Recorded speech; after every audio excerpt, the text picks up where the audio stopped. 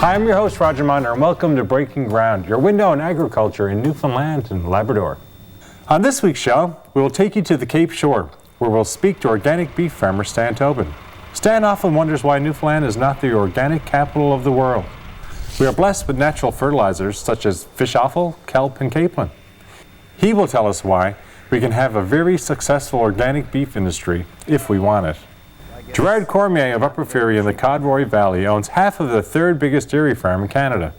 His partnership with Brent Chaffee in St. David's has shown that dairy farmers are models for other dairy farmers in the country. He also strongly believes that their price management strategy can be a template for other farming operations in this province. And Ann and Kitty will be back in the kitchen with some interesting things to do with the everyday potato. So why would you want to go to another station with a lineup like that? Stay tuned. We'll be right back.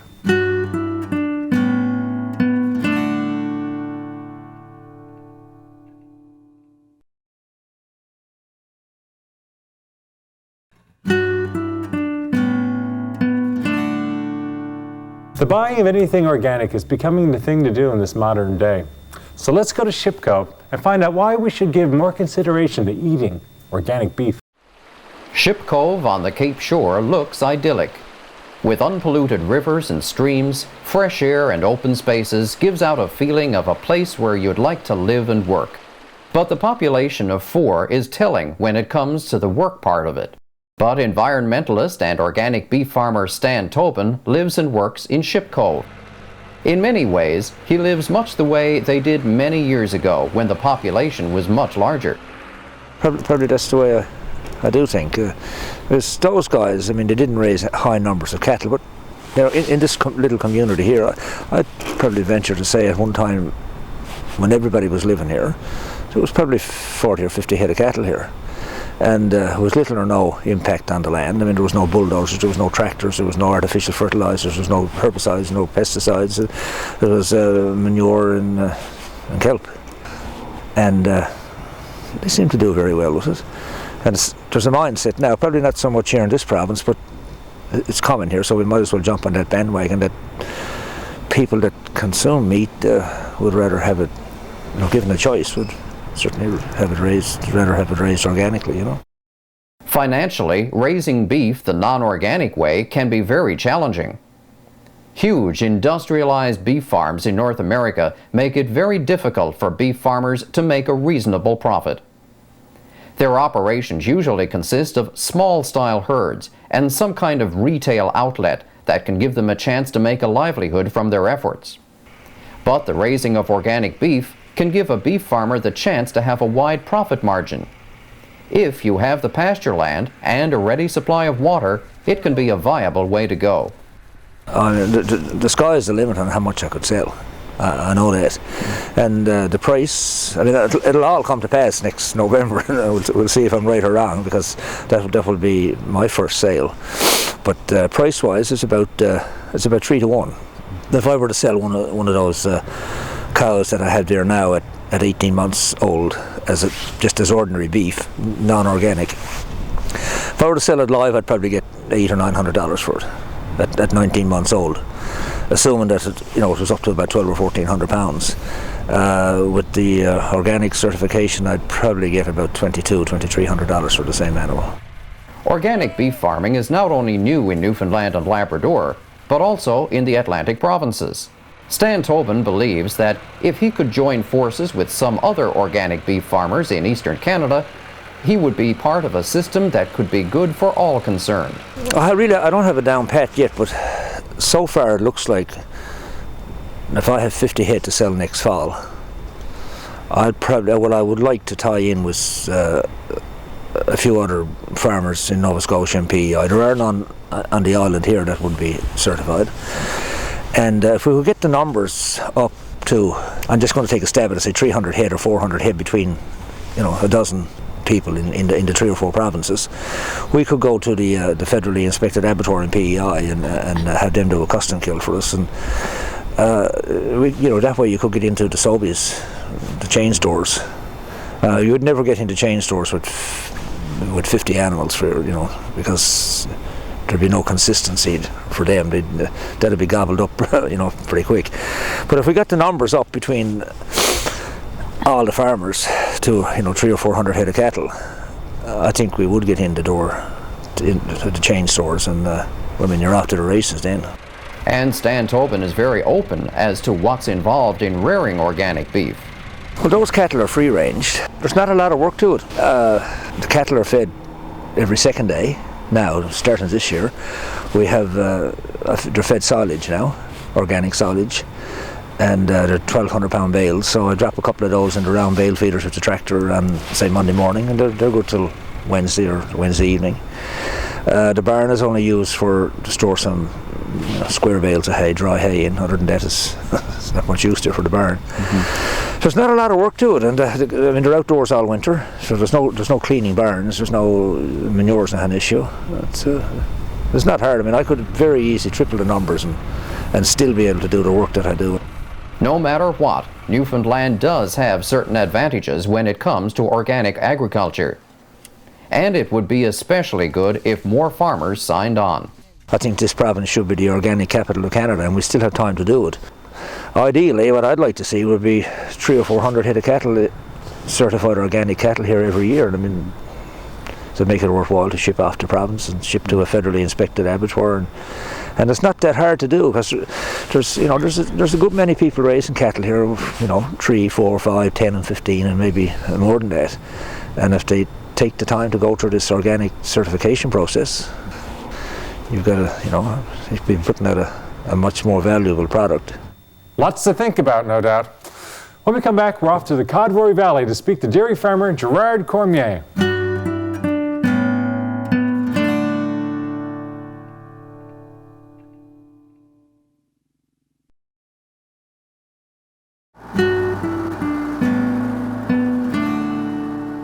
The dairy farmers of this province are leaders in the country when it comes to innovation and thinking ahead. Here's one of the reasons why.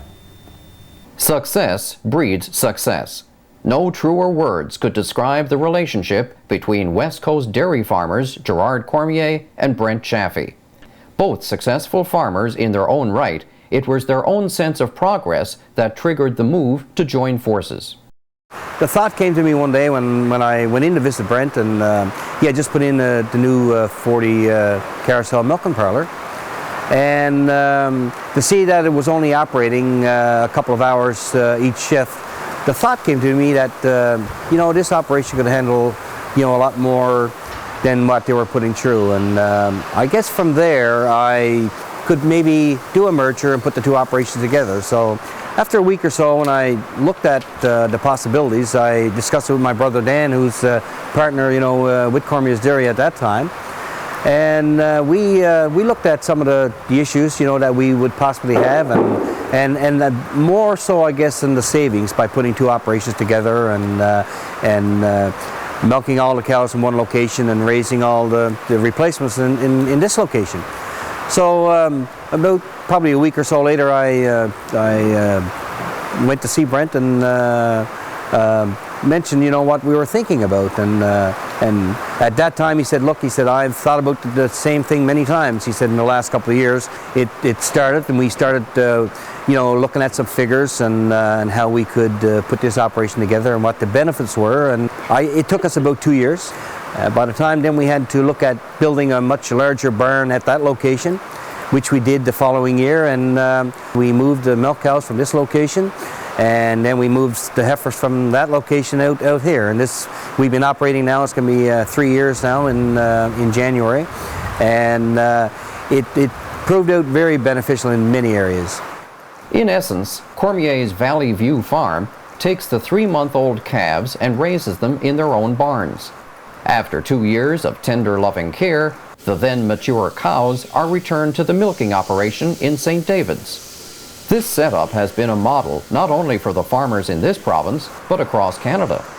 I think across Canada we've seen some operations similar to what we have done and worked out quite successful. I think because of shortage of labor and in this country, I think you're going to probably see more farmers look at the setup that we have here on this operation, because it gives an opportunity to continue to expand and not be worried so much about human resources, which is such a huge issue in the whole country, really.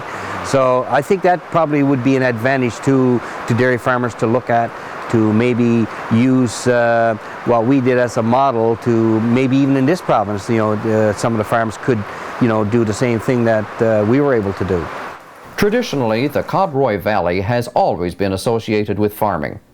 It has a good climate, and the soil is rich and productive. I guess we can go back 60, 70 years ago. There was a lot of produce produced here in this end of the province. It was well known that a lot of the product from here, from the Codroy Valley, went as far away as St. John's. And also with the beef and the lamb and the pork that was grown here, farming was very prosperous back those years. But I find that the last 25 years, farming has taken a really decline. So that left a lot of vacant land here in the Codroy Valley the last 20 years, and the land is available here. We were fortunate enough to be able to encourage and get some of those people to lease their property, to us, because of course we're still importing forage from other provinces, and it was more beneficial to us to be able to lease this property rather than to try to clear more land because of the cost alone, which is very, very high to clear. The land base here in the Codroy Valley now is probably about 80% in production, which is quite a difference than it was 20 years ago. At this time, we're now leasing approximately 350 acres that we've improved for forage production. And when you drive around the Codroy Valley now, you'll see that a lot of the land is in corn or growing alfalfa. The dairy industry in the province is very much in the economic black, but it struggled like most other farming industries in the province.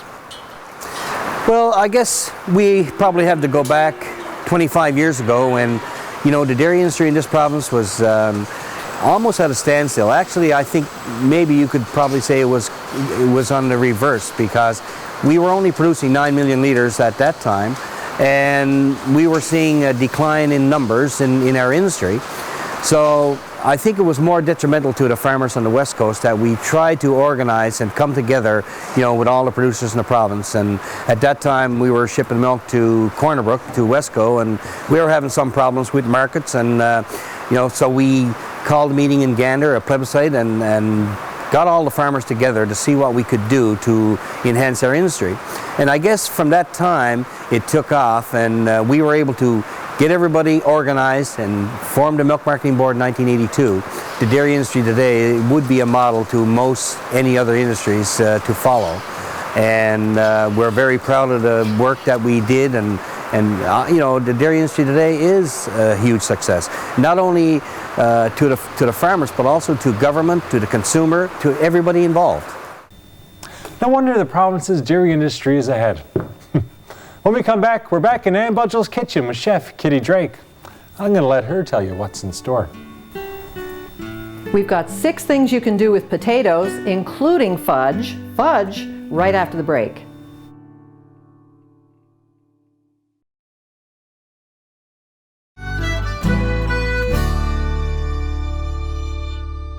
So what can you do with a potato? Well, here's Ann and Kitty with some interesting ideas.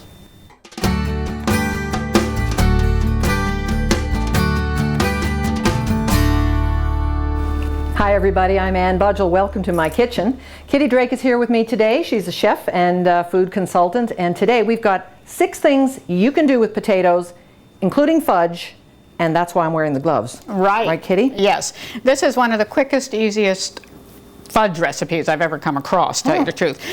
6 tablespoons of melted butter and half a cup of cocoa, and then 1/3 of a cup of potatoes, mashed potatoes. That's one good reason to have the gloves on. Yep, a little bit of leftover mashed potato, and a teaspoon of vanilla. And walnuts chopped up? Walnuts chopped up. Oy. And hang on, Ann. Now you've got that. Work it. Now, this is wicked. You're going to have to get your hands right in on this because you've Okay. got about a pound of icing sugar that you got to incorporate. Do you think I should abandon my Yeah, abandon your... my lovely spatula here? And Yes, this is for kids to make. There's no cooking here. See Okay, this? No okay. cooking.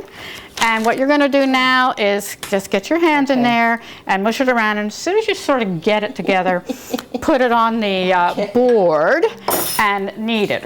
Now, while Kitty is telling, while I'm doing this, Kitty's going to tell us about all these the other great things that we've Okay. got going on over here. Some of these are with leftover mashed potatoes, such as this chocolate mashed potato orange pound cake. How much potato goes in that cake? A cup and a half of mashed potatoes. So it's got a Okay. fair amount. It's very moist. It's absolutely delicious. And I've put a very basic cream cheese frosting on top because cheese and potatoes are marvelous. And then here we have a potato galette, which is very thinly sliced potatoes. Melt butter in your frying pan, a layer of potatoes, fresh rosemary, thyme, salt and pepper and butter, another layer, fresh rosemary, thyme, salt, pepper, another layer, and finish it off, and then put it in the oven. No cream, no anything, just the butter and the... And how do you serve that? You slice it out like a Yes, pie, or- it's if you tip it out onto a plate, it looks beautiful if you've taken the time to lay the potatoes in nicely, and just wedge it out and serve it as a side dish. Look what I'm up to over here. Yeah, you're doing well. If I were you now, I would actually just think? dump that onto here. You'll have an easier time on the board at this Okay. point. Look at this. Oh, yeah, Oi. keep going, Ann. Keep going. Keep going. Now, Kitty, don't go cleaning up the kitchen, will you? No, I'm not going I'll to clean do up the that later. kitchen. I'm just going to give you this. As you can see, this is for children. This would be a lot of fun for kids. Okay, how about I go on to the... Yeah, what's in those potato skins? Okay, these are baked potatoes sliced in half and mash them up. And then you can let your imagination go wild. This one has salmon, parsley, dill, and a little bit of chopped onion in it. Put them in the oven for 10-15 minutes to get them hot through, and it makes a great lunch. That's a perfect thing to do with a little bit of leftover Yes, salmon. absolutely. And did you start with the Cheese. potatoes, bake the potatoes first? or- Yes, I bake the potatoes first, cut them in half, scoop them out, mash it up, and then add all the other ingredients and then put them back in. And as I said, just use your imagination. It can be chicken, cheese, you name it, put it in, whatever you have left over. Bacon. Broccoli, broccoli, you name it. Keep kneading there. I'm doing all right. Okay, I'm doing all right. you're It's doing coming it. You're together getting here. there. Okay, then we have here a grated potato and carrot muffin, which has raisins in it and ginger, cinnamon, allspice. And very quick and easy to make up, freeze well. So, you know, anytime you have grated carrots, substitute half of them with grated potato and makes a nice moist dish. People aren't going to taste potato in that recipe, are they? They're going to taste the spices. and Yes, they're gonna exactly. taste It's the- like carrots. Yeah, You it don't really absorbs. taste it. I think Yeah. you can start to put that in the pan. Oh, okay. actually. All right. I'm going to get you your scraper again. She's got so you one can more. Scrape it all up.